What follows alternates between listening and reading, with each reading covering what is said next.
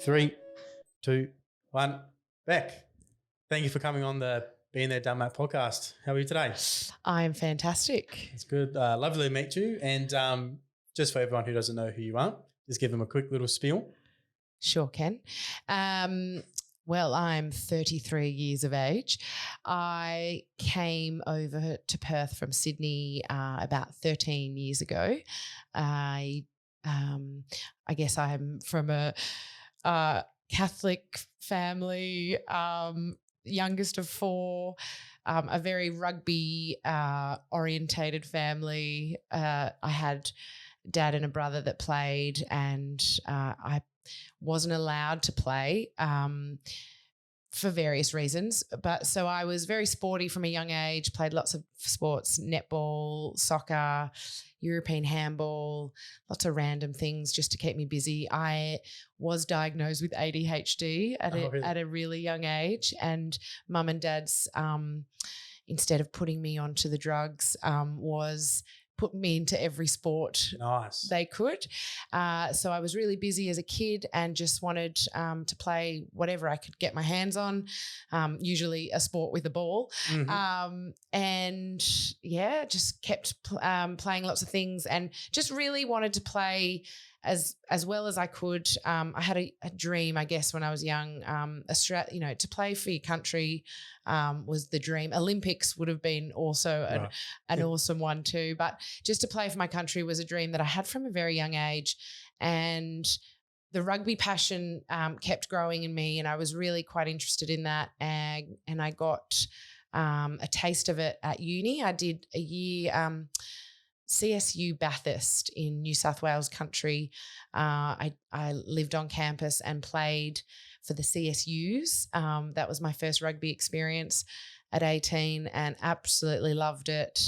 And then met my partner, who I'm with still to this day, in Thailand.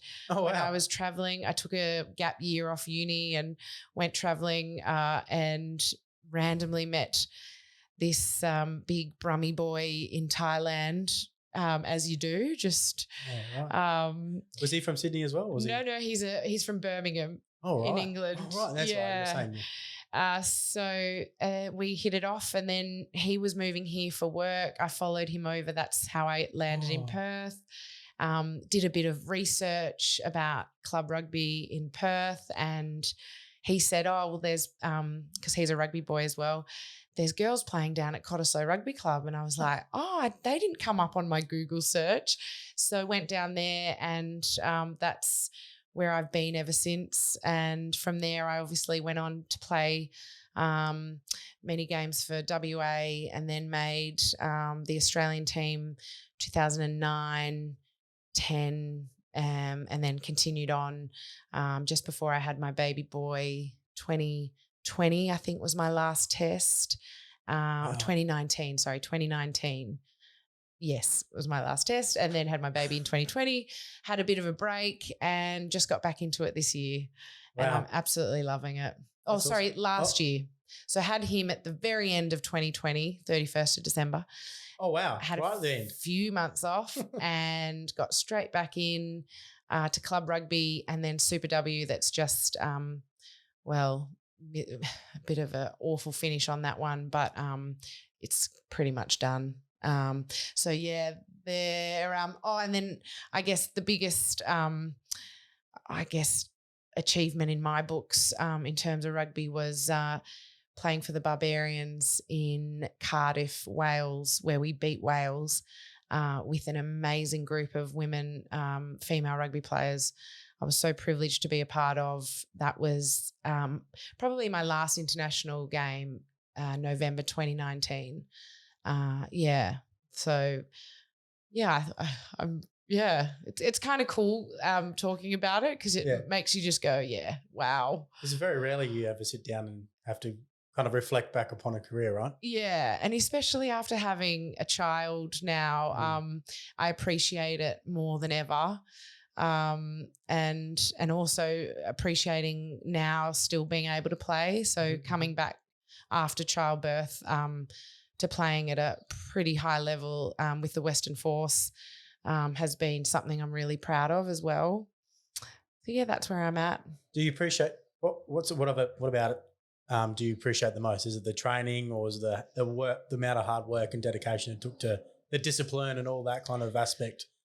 Yeah, it's a whole lot of things. I think for me, it was the incredible body change for someone that was so active and fit pre-baby, and then putting on 30 kgs, losing all my muscle. Right. Literally, the child, not, you could go into every little bit, but like, I know this sounds ridiculous, but like childbirth for me was like the closest to death I think I've ever felt. And to get through that, you kind of realize how amazing the human body is. Oh, yeah. And then the comeback after childbirth, whilst juggling a child and trying to let your body heal and trying to get back to some sort of fitness, was such a roller coaster. I really didn't think I'd get to where I am today, where I'm not where I want to be. I still have a bit to go. No. I probably will never get back to where I was pre-baby in terms of strength and fitness and those kind of things. But I marvel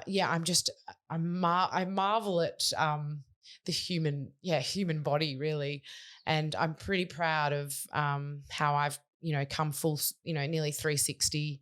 I've nearly, got back to where I was pre-baby, but it's some roller coaster. I bet, especially like you were saying, during pregnancy, your body changes so much. And then someone like yourself, you see yourself as like an athlete and just be an athletic body, and then be able to do nothing, and then just watch your body just transform and be, not able to do things that you were once able to do. Must be one of the like a big shock to you mentally. Oh yeah. To be honest, I'm surprised I didn't hit, rock bottom or go through postnatal depression, because there was some really tough times in there. And I can understand why that is so, for every woman, it's so hard to get through. But I love that challenge, even though the depth of those, I guess I've had some major injuries over my career as well. And it's kind of similar. Childbirth is probably the highest end, but injuries are kind of similar where, you go through the pain, the surgery, the rehab, you lose that, that identity of I'm a fit, strong athlete. And for a little bit of time there, you have to kind of be okay with not being that. But then really focusing on trying to get back to where you were I kind of thrive on that challenge because I've never been so out of whack post-pregnancy. I really didn't think my body would get back to playing rugby full stop. Right. So what were the first kind of steps we were able to think and be like, lean on your experience as an athlete prior and being able to be like, this is the routine I need to keep, to do this, like put it in steps. I have to do this first. And then once I tick that, I could do the next couple of things. You put it like in a list in an order and be able to complete, return back to sport, I guess. Yeah, I guess goal setting was a big part of it. But you do have to kind of take a real, sit down, because baby comes first. Right. Like that was a big mind shift when after, and this, having just had a child, you realize everything else takes a back seat and your child is number one, and you will do anything for your child. And it's sometimes a hard juggle, but I am now okay with the fact that I can't sacrifice as much time to training as I used to. And although it does frustrate me a little bit, but he's number one and he brings me the most joy in my life. And I still try and get out of training what I can, but I can't give 100% what I used to. But It's like you're setting a new benchmark. yeah, but in a way, the strangest thing is so the last few months of playing rugby, I've had the most amazing comments from people who have watched, a lot of me playing rugby over my career, that they think that I'm playing better rugby now than before baby, which I kind of felt in myself as well. Like I felt like I was, ticking boxes. I was having fun. I'm doing my job. That's the big thing when you're an athlete, in a team sport. You just want to do your role for the team, and I felt like I was doing that and having fun. I think also the pressure. There was no pressure on me to perform, Coming back. to come. It was all just, for me, it was just purely satisfaction of enjoyment, enjoying it, giving back. I really want to try and help the younger generation come through, and, that leader quality in me. I hope I still am giving back when I'm playing, and I'm just enjoying it. Yeah. And it's just crazy how that mind shift in me post baby has, almost like the lack of I wouldn't say lack of, the things that I'm lacking in, right, because, your body changes, and after pregnancy, I'm probably making up for with with this new outlook on life and mental mind shift, I think. It's interesting you say that you feel like you're playing better rugby now. People have said that you're playing better rugby now. There's a saying, or I think it goes like, it's like your mother bear strength. Like once you have the child, you end up having like your survival instincts kick in. Like not so much you're out on the field protecting your baby, but you've got more on the line. Like you're saying, you're enjoying other things more because your kid comes first. There's another, I follow UFC fighting a lot, and a lot of actual women who fight who've had kids actually come back and fight better the second time around. And it's something that's a bit more of like a primal instinct that's left over from our years of being civilized that doesn't really get unlocked if you like real hardcore sports. Yeah, I think you've nailed it on the head. I totally agree. And it's as if going through childbirth and the ordeal that mine was, and coming through that alive with a healthy baby, I feel like when I went back to rugby, I wasn't whinging about little things, like I knew that I'd just been through probably one of the hardest things you can do, a female or anyone can do. And I think it gives me that inner, that mind strength, and that I didn't have before having Rory, my son. So that's, you're probably right. So taking a step back, or zooming out and going forward, or going back in time, sorry. Did you kind of hit the nail on the head when you were like, oh, I can go somewhere, I can make an Australian squad playing rugby? When was that point in time? Do you remember that point in time? Yeah, I think so. My first year of playing rugby, look, probably as most do, playing a new sport, first year running around like a headless chook, probably was doing that for quite a few years of my rugby career, but definitely not the first year. But when I came over here, I met some amazing women down at Cottesloe Rugby Club, the coaches and the players, who there were some high caliber players in the team. And we were actually out. I probably hadn't been here long, maybe a few months, had probably only played a few games for the club, and we were out on a night out. I recall, I think it was the Metropole. Metro in Freo or in the city? The city one. Yeah. And we were outside on a balcony upstairs, probably doing things that we shouldn't be doing. That's okay. We've all been there. Yeah. And a coach and a player both hit me up at that nightclub and said, I think you could play for WA in Australia. Oh, really? And I was a young, 19, 20-year-old then. And I kind of just thought, nah, I'm just new to this sport. You're kidding yourselves. But then that stuck with me and I went, oh my goodness, actually they believe in me. I need to now believe in myself. Right. And obviously being a huge goal of mine was to make it as far as possible playing rugby. And my goal as a small child to play for Australia. So I was like, this could be it. This really, this might be it. And then I just trained really hard with another current Australian player at the time over here, Debbie Hodgkinson, who was like a complete idol to me. And I clung on to her and just trained really hard with her. Wow. So how long from that point to you actually debuted? It wasn't long. Oh, wow. So then I went away that year with the WA team and made the squad, the Aussie squad from the Nationals. And then we went to Samoa at the end of 2009 and I came off the bench and we were thrashing Samoa. And I think I got the last 10 minutes and that was my debut. Yeah, 2009, end of 2009. And then we had the World Cup in 2010. And then, women's rugby is has had a bit of a roller coaster history, but for many years we didn't have many test matches. So right. we'd go years without test matches. Right.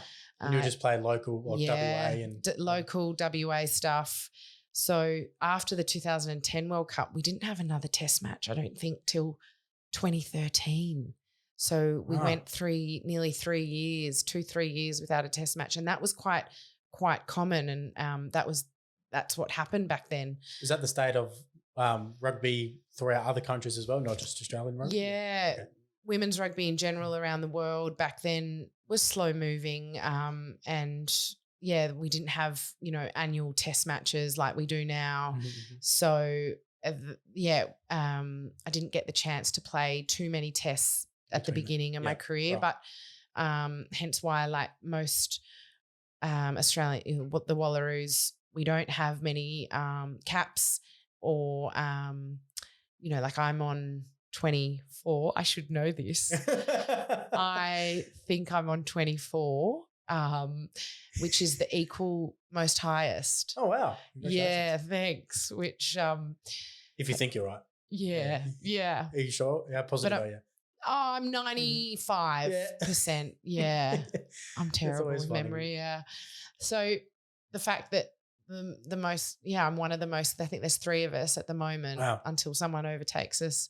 24 is not many since 2009. Yeah.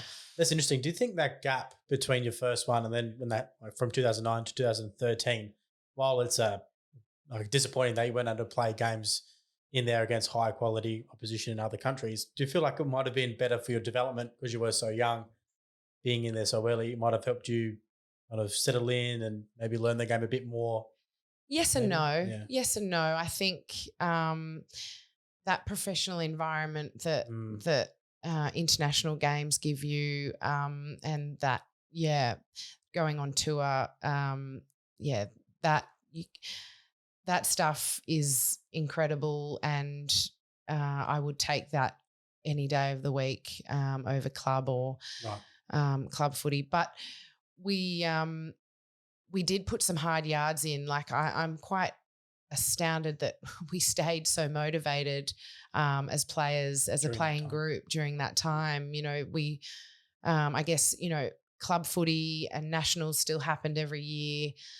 This was before Super W, and I still trained really hard.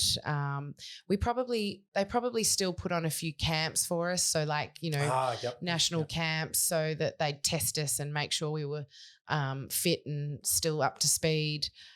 But really, some girls obviously didn't stay in there was a lot of turnover, and still is quite a high turnover with players in the national squad.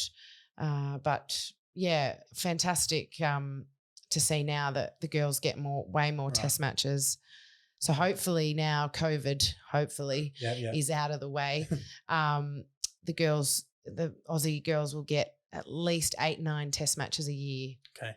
Yeah. So just to help me understand how the process works, when a test comes up, I don't know when a test is, how many months beforehand do you kind of get together as like a group, and do you train, like does the squad get together and then you train for a period of like 3 months to prepare for that test? Or is it you're training separately and then when you got 2 weeks beforehand, you get together and you fly out, you do all that stuff? Yeah. So because I've been out of it for a little bit, Might have changed. I still think it's similar. It's a 24/7, 365-day, program. It does not stop, even if there's no tests. So there's always they call it a pony squad, players of national interest. Oh, okay. And there's about 40 in that squad, and obviously it chops and changes. They make reselections, or due to injuries they shuffle things around probably, and then they are meant to get together every couple of months, I think, or probably every 2 to 3 months. Those camps have camps. And just now since Super W, they've probably they may make an announcement of like a new squad. Sometimes they do that, and they've got some test matches lined up for May, I believe, against Fiji and Japan. Right. And then they'll move into another block of international tests, and then the World Cup in New Zealand in October. Right. And then, so obviously the big girls all right around Australia, because you don't play as a team regularly, and the only chance you get is those camps, right? To kind of get to know each other. So when you're in those camps, that's full ball, 100%, like all day training, meetings. Yeah, it's full on. Line structure, I guess. I'm just trying to pulling terms out of AFL right now, but full on. Yeah, it's you'd be doing 2 sessions a day. Yeah. You might, if it's a 5-day camp, you might get 1 day off. If they smash you with a game, they might give you the next day off. Oh, you have like trial games. Yeah, stuff, right? But generally they will smash as much stuff in there as they can. Yeah, lots of team meetings. Lots of bonding stuff, because obviously they're pulling girls from all the different states. But we've sadly, hopefully, fingers crossed, we'll have some girls in it from the WA team. But fingers crossed. But but for the last year or two, we've had no one. Yeah. WA isn't one of the biggest, like South Australia, isn't it? Like for rugby, kind of off to the soul. I mean, WA is. At least you got Western Force. SA doesn't even have anything. I was about to say we're very lucky. We have the Western Force to be involved with Super W, to get a look in from the national selectors. I feel for girls playing club rugby in South Australia, because they actually do have a really strong club rugby comp down in SA, but they no representative in terms of the state. If the girls from SA want to make higher honours, they have to move themselves to either here or over east to find a super club to kind of train with, and So once, I guess, the tests are finished, you go, obviously you split off back to your home states. How does the kind of national program or the pony squad, how do they kind of get looked after? So they, I guess there's someone national representative from each state who looks after them in terms of making sure they're playing well, in form, and doing that sort of stuff? Or is it you kind of left up to your own devices until you get called up again? Yeah, it's a bit of both. Yeah. You do have they usually have like an S&C at the Western Force who will look after us, help us train, make sure we're doing the programs, those kind of things. With club footy, the coaches might be in touch with each other. Sometimes even the national coaches get to fly around the country and do a few clinics or go and watch club footy to make sure girls are ticking all their boxes. And the luxury of the world we live in these days is a lot of games, thankfully, now are live streamed or recorded. Yep. So coaches, I guess, have that at their at their hands. You said as strength and conditioning just before. I always have this belief that I reckon rugby is kind of up there with probably the most important sports to have strength and conditioning kind of impact your actual performance, because it's a straight line for most of the time. You need to be powerful to break through, strong, and all those factors. What's kind of your philosophy around that? What was your kind of the biggest thing you got out of strength and conditioning and being able to push your body to its limits? Yeah, huge. I used to spend nearly every day in the gym. Through, either doing prehab, rehab on one day, the next day doing strength stuff, and then, vice versa. When I started playing rugby, I look at like photos of my career, and when I started, I was very lean, not much muscle mass, not much fat. And then I started to bulk up a bit, and then now towards the end of and after having childbirth, it's more fat than muscle. But there was a good period there where I put on a good load of muscle mass, and nearly probably 10 kilos of a difference. And the photos, you can tell, but you need it. It's wild. You need it when you're battering your body. Mm-hmm. It's a brutal sport. Oh, yeah. And I couldn't have done it without all of, the S&C trainers. But I would actually probably say cardio, and I would still believe is more important in my personal opinion for me, probably because the gym was my comfort zone, and I would happily go into the gym and do my sessions, whereas the cardio, conditioning blocks was where I struggled and needed probably to be pushed a bit more. And I think that area of the game probably needs more attention in the women's game. That's how I feel. Yeah, I understand. Because yes, it's a physical game and it's brutal, but we do a lot of Ks and we do a lot of short, sharp Ks. Yeah. Not like AFL, that's a lot of non-stop running.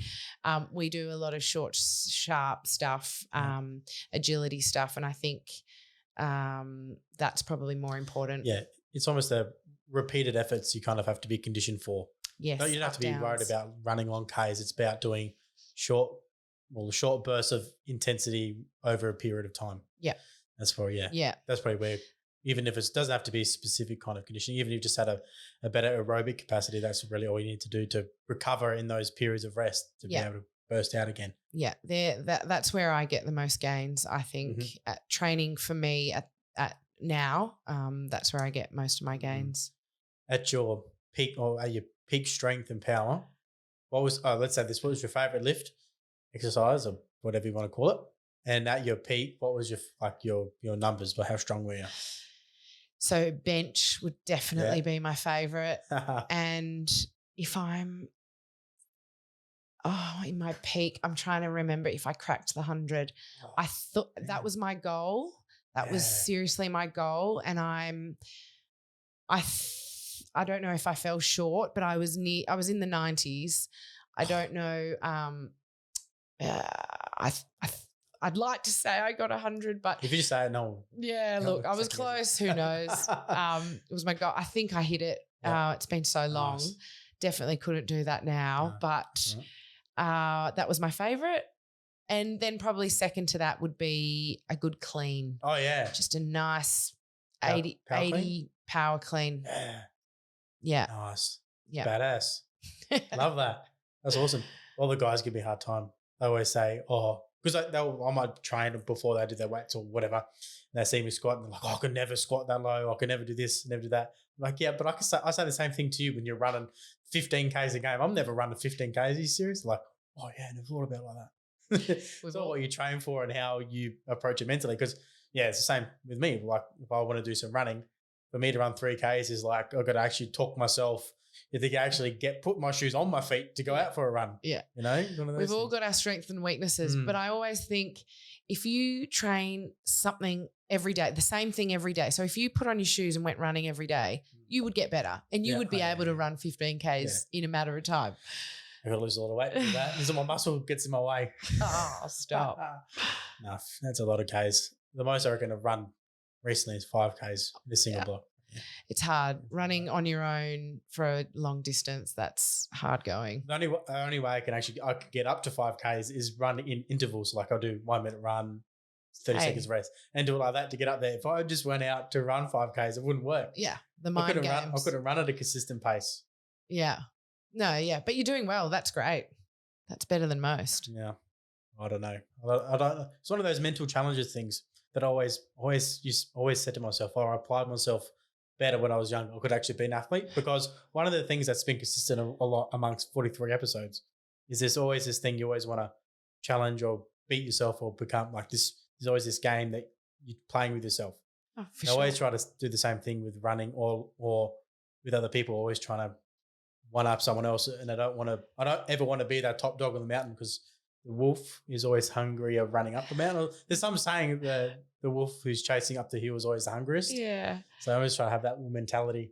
And I think with everything I do, it's a great thing to have. And I think like mine is just being the best version of you, just being better every day, just being better.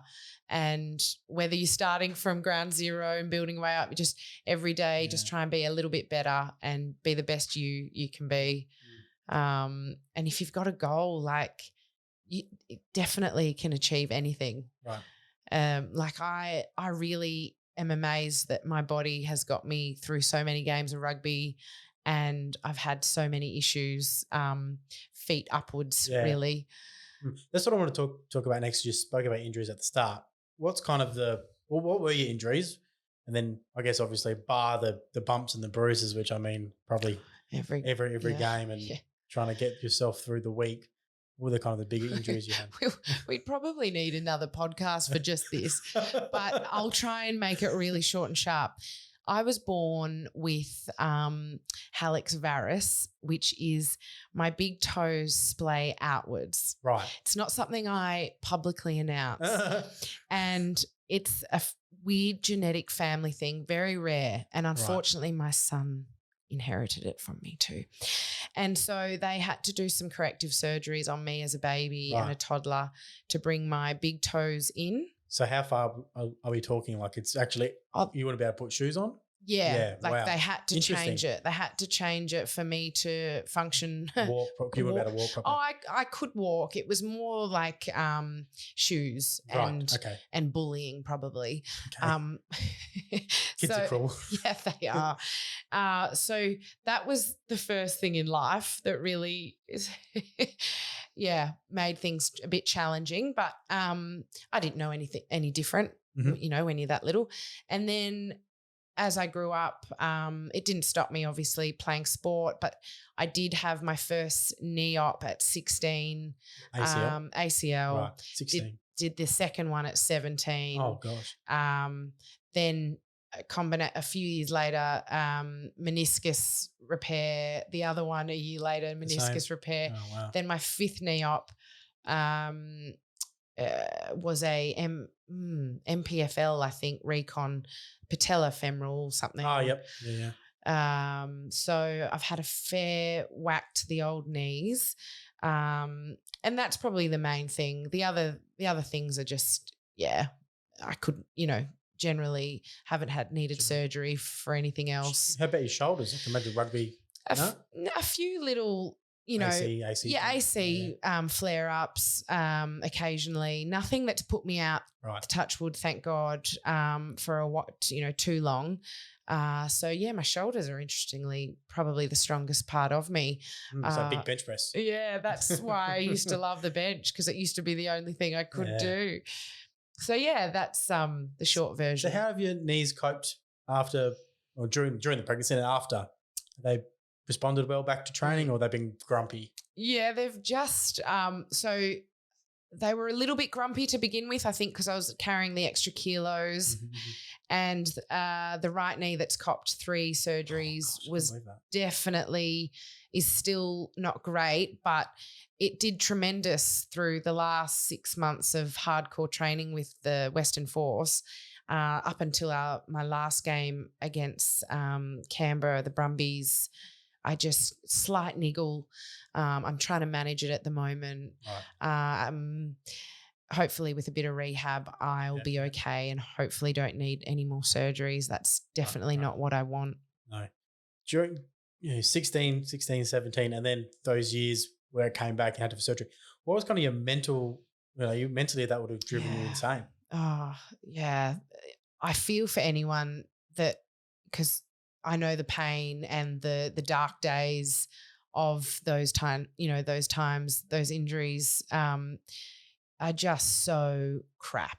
Yeah. You just, the lowest points really of your sporting career really are those major injuries where you contemplate everything really. You contemplate whether you should go back. And I can see why some players, after some major injuries don't go back to sport. You can kind of understand that mentally sometimes it's just too much. For your body, for your mind, for everything. And I think, I love the saying no, I don't even know what it is. It doesn't kill you, makes you stronger. Yeah, what doesn't kill you makes you stronger. That one. Sorry, that one. That one. So, it made me stronger. I had to work hard. And I think once you've done 1 and then 2, that you can come back from it. Right. And I think if you do the rehab, if you do the work, and you can come back definitely stronger. It does play a bit of a mental mind game on you though, even when you go back, you see players tentative, a bit, they still want to strap their knee or they strap their whatever it is for a long time. Right. I've probably only in the last few years gone away from strapping anything because I've only just found confidence in them again. Whereas for so many years it was like I knew they were my weakness and so I'd strap them even though they probably didn't need strapping. And so I've only just had to, I've just been able to let that go, which is a huge Band-Aid coming off mentally. Yeah. Almost physically too. You didn't have any soft tissue, like no hamstrings, no anything like that? Nah. Yeah, because one of the things that I have this kind of belief is that if you're just strapping up like a knee, it limits your ability to get extension through the knee. And then that will limit your gait as you run, and then you'll compensate. Or you might not get the same stretch through the tendons of your hamstring, and then therefore you might be compromised to do hamstrings. One guy actually did.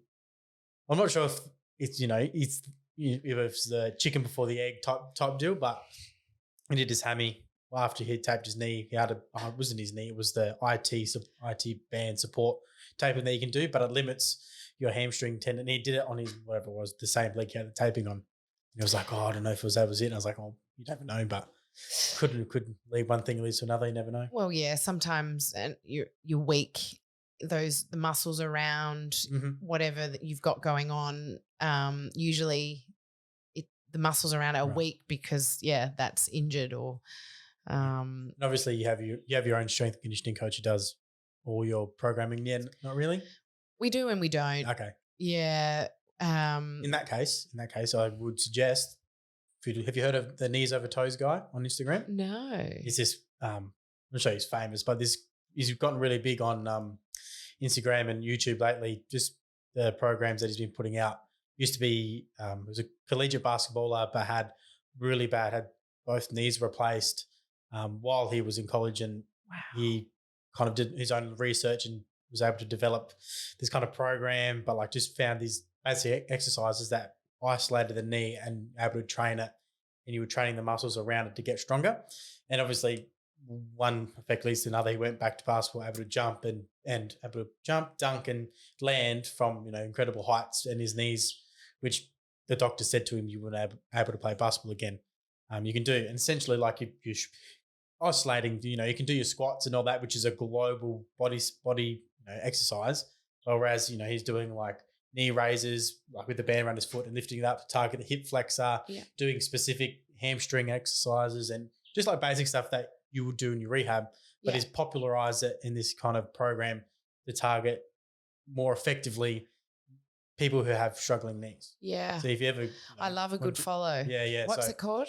His name is the knees over toes guy. Knees over toes. I'll try and remember that. Knees over toes. Because what the general consensus in strength conditioning in the early 90s was, don't ever put your knees over your toes because that's where the most force goes through your knees. Yep. Especially like squats, never put your knees over your toes while you squat.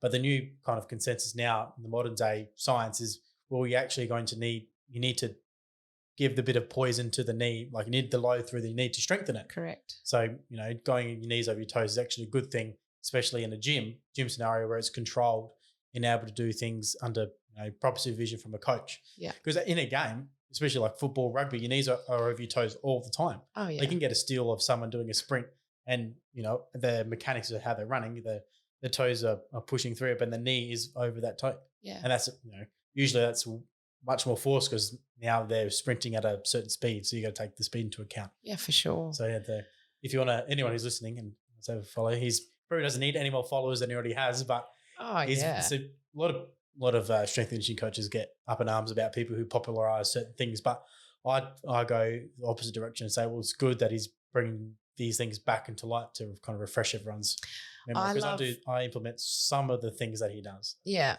I love a good barefoot movement. Yes. That's another one. Mm-hmm. So I think TFC or there's heaps. Plenty of them, yeah. I love all that stuff because of my funny feet. And obviously so you've had to do certain things. Not really? On your feet? Do you pick up pegs with your toes? And I should be doing that do you kind wear of the stuff. toe spaces? No, I don't like them because I've also got syndactyl webbed 2 and 3 toes. So what's that? So my 2 and 3rd toes are stuck, are webbed, stuck together. So you can't spread them? No. Oh, wow. So I can spread the other ones, but 2 and 3 are stuck on both. Yeah. So I've got very funny feet. Do you get plantar fasciitis or anything like that?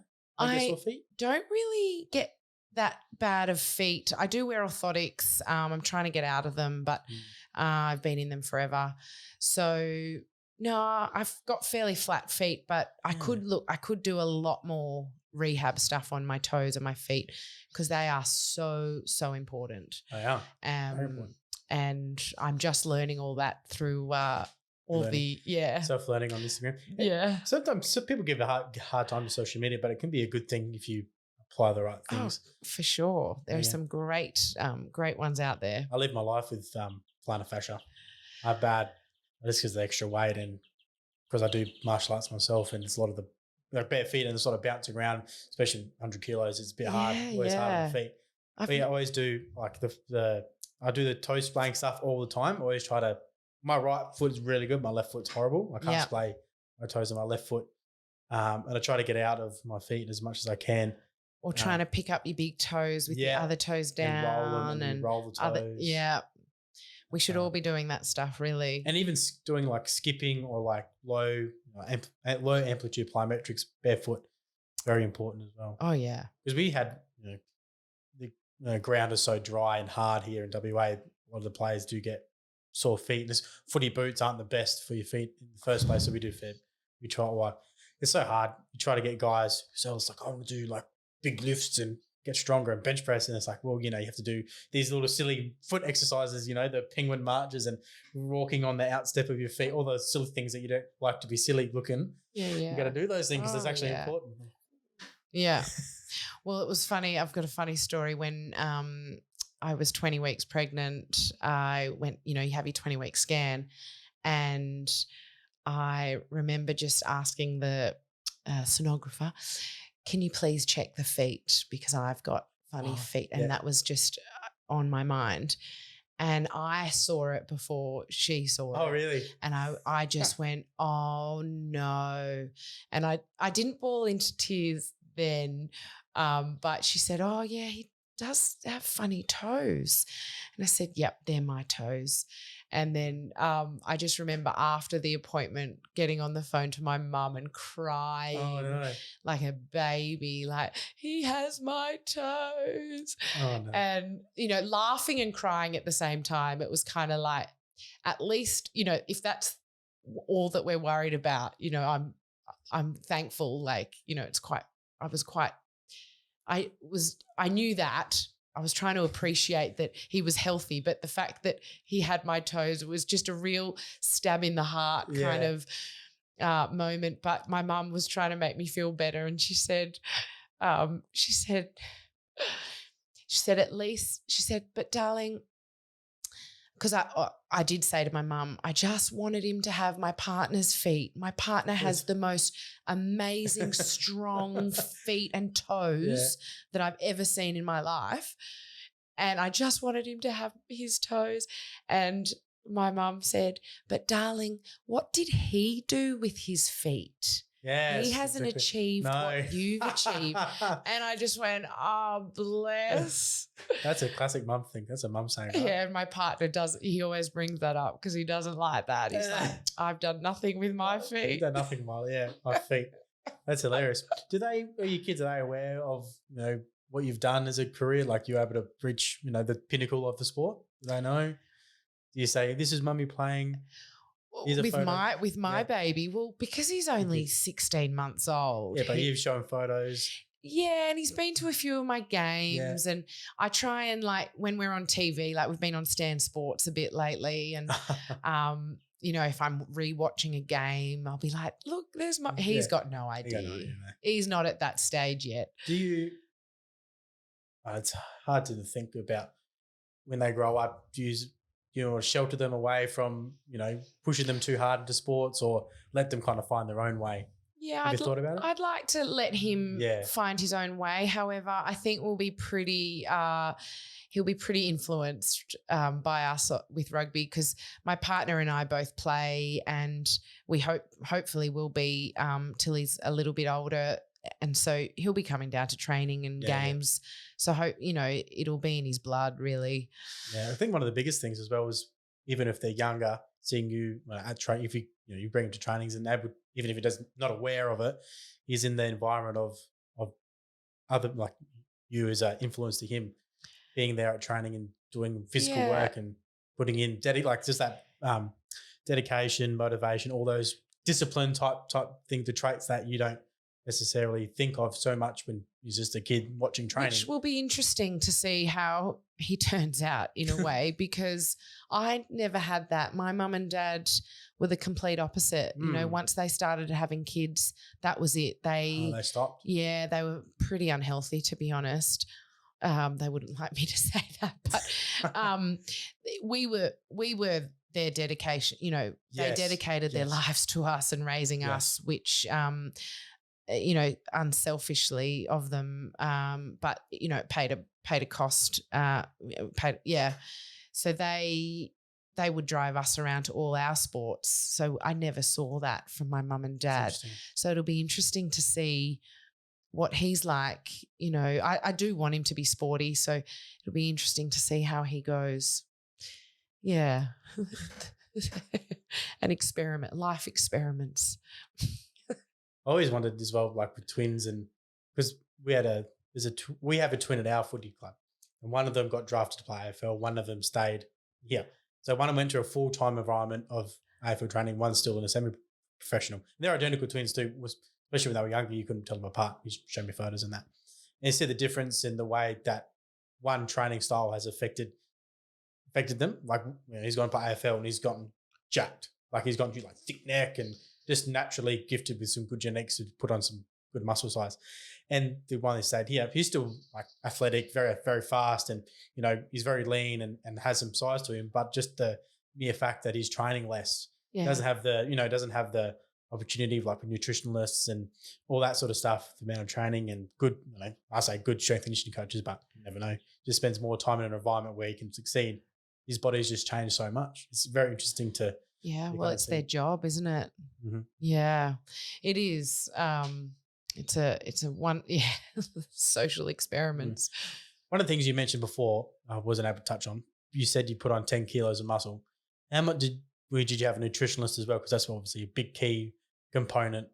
Or did you have any background nutrition to be able to lean on? Was it, did you kind of have to up your meals to kind of put on some decent size? Yeah, I remember seeing a few nutritionists through with the Western Force many, many years ago, and they would come and maybe every fortnight and do our skin folds. The only advice or education I remember getting was that myself and most of us players, we had to like nearly triple our calorie intake. And I remember looking at like the maths of it and like what I was eating compared to what she wanted me to eat. I was like, holy heckers, like how am I going to A, afford that? Because a student back then. And then B, I'm like, I wouldn't be able to. Like I just didn't think I had, the ability to eat that much or room in my stomach to eat that much. But I slowly tried to implement what they were saying, not to a T, and I did notice a huge benefit, and that was probably a lot to do with the increased mass and the training load as well. Obviously, when you're eating that many calories, you've got to be training hard. Like we get in athletes, I think, then have a hard problem with once I then was, sustaining, 3,000-4,000 calories a day, whatever ridiculousness it was. You get used to that. And then when you stop training or you fall pregnant or you do, you get injured, your body's used to getting so much, and then it is like, well, why aren't you feeding me more? Or you fall in the trap of still eating that amount and your body doesn't need it. I find that transition really hard, and I would say most athletes find that hard too. Yeah, that's definitely the hardest because you mentally get into a routine of eating certain foods, and then if you get injured or something happens where you have to go off that routine, it kind of throws you off in a whack. Yeah. And and another tip I got, and it's probably, I don't know whether it's accurate or not, but I will still use it to this day. One nutritionist once told me the day before game day, you have the license to eat anything and everything you want. Oh, wow. So like calorie high, like real high calorie day, that's probably the biggest calorie day before game day. And so I still remember that. So every, day before game day, I'm just like, having the best fun eating whatever. Did you ever do something and you're like the next day you felt you got sick during a game and you're like, no, I'm never eating that again? Nah. Not too much ice cream. I always feel like if I have ice cream, the next day I feel crap. Like I wouldn't go you went silly. Stupid. So everyone who's listening, Bec kept it in reason. Yeah. There's a caveat to that. It's healthy. It is as much as you want healthily. Yeah. And then usually the nerves set in when you wake up game day. So like I eat very little game day. Right. So you really do need that store from the day before. So I found that valuable. Yeah. Do you have if you wanted to go to the Olympics, if you had your time, not that if you had time over, but if you lived a separate life parallel to what you've done now, what Olympic sport would you choose to go and play?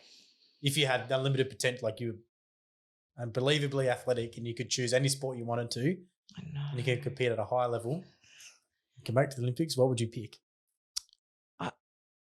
I would have to it's a tough one.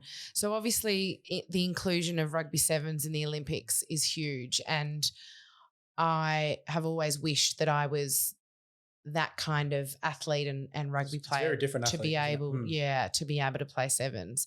They are incredible athletes. So probably rugby sevens. That's cool. Because it's still rugby in a way, but they are so super fit. We'll go rugby sevens. That's cool. Yeah, so rugby sevens are nimble, agile, and fast. Oh man, they can do everything. It's incredible. I had Kelly Gibson on the podcast. She was episode 8. She obviously Youth Olympics. She did. And she was saying she just went to training and she didn't even think much of it. And then the coach was like, "No, we need you. She You're could have, fast. yeah. She was showing me clips and I was like, oh my God, just like the step is amazing. She could have gone a long way with rugby sevens, but I think AFL has her heart. Oh, definitely. Well, first year wins the AFL Grand Final, AFLW Grand Final. It's pretty crazy. Yeah. Do you ever look at a moment in your career, barred like the last test you said you played? Mm-hmm. Like obviously, yeah, you've been to many countries. Is there one that kind of stands out other than that one that was like you just stood there and you're like, holy crap, and you've been like you kind of had to pinch yourself? Yeah. There's a few. So like selfishly, like some individual goals, like my 20th cap at Eden Park in New Zealand, my 24th cap in the same place, Eden Park, against the Black Ferns. They were incredible because the Wallabies and the All Blacks were playing afterwards, and I didn't have any family in the crowd as such, but still to walk around with the stadium nearly full and just soaking in that atmosphere with the Pax stand it was pretty surreal. I probably won't ever forget that. However, as a team, you know, there's some sad memories there too because we've never beaten the Black Ferns. So it's a hard pill to swallow. So and then I would probably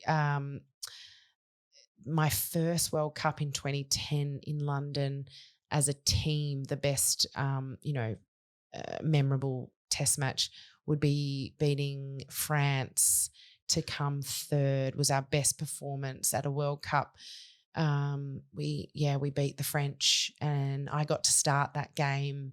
I think it was one of my first starts actually.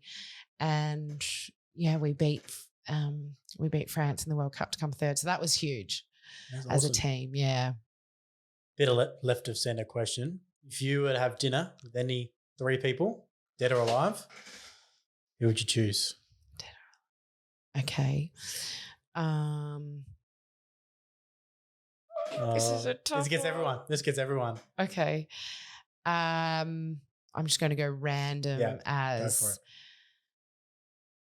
it. I'll go my nan. Yeah. Matt Burke. I know that sounds ridiculous, but he's a Wallabies, an old Wallaby that when I was growing up, he was one of my idols. Yeah. Cool. And Beyonce. Oh, nice. I think she's been a couple people have said Beyonce. Is she? That's awesome. That's good. I don't know why she came to my mind, but I love her. Yeah. You can never love Beyonce. Yeah. She's just incredible. That's awesome. I guess it's coming to the end of the podcast now. So Uncle Frank, here comes your... Bring it on. All right. So this is a fresh hat. So no one's worn this hat, so you don't have to be worried about germs. Okay. And if you can't read the handwriting, I'm sorry. It's my handwriting. Here we go. Wow, all right, here we go. This is a decent one. I know. Who's it from? Uncle Frank. Uncle Frank. He's real. Everyone asks if he's a real uncle, and he definitely is a real uncle. Oh, cute. Okay, Uncle Frank. If you could speak to a deceased person for 30 seconds, who would it be and what would you say? Oh, wow. That's not been asked yet. That's deep. Oh, okay. Yeah, this is going to pull some heartstrings, but it's not. It is and it's not. I lost a dear friend to suicide when I was 18. She, out of the blue, like the most happiest go lucky chick at my school. We were, in really close friends. And she took her life just before our Year 12 exams in Sydney. And still to this day, you just like ask questions like why.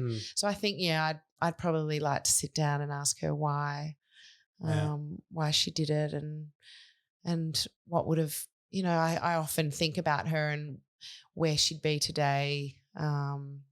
It's hard to understand that mindset, isn't it?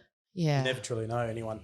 Like you said, true, like a good friend of yours, and she obviously you don't know. She hit it very well. Yeah. She struggled but hit it. So, yeah, I've got a tattoo of her on my ribs. Good on her. Yeah. Yeah, that's nice. Well, Bec, you're a pleasure to have on the podcast. You're a natural at this. Thought about doing this yourself, doing your own podcast? Or maybe something similar. Oh, Yeah. you thought about it. No, I obviously want to stay involved with rugby. It'd be rugby specific, but probably coaching after playing. Yeah. That's it. That's the way to go, you reckon? Yeah. And maybe some guest speaking kind of gigs I'd be up for. I reckon you would. You're good. Yeah. You're good at it. Thank you so much. Awesome. I loved having you on. It's a pleasure to meet you, and I hope everything goes well with the transition back to playing. Thank you so much. Thank you, everyone, to listen to the podcast.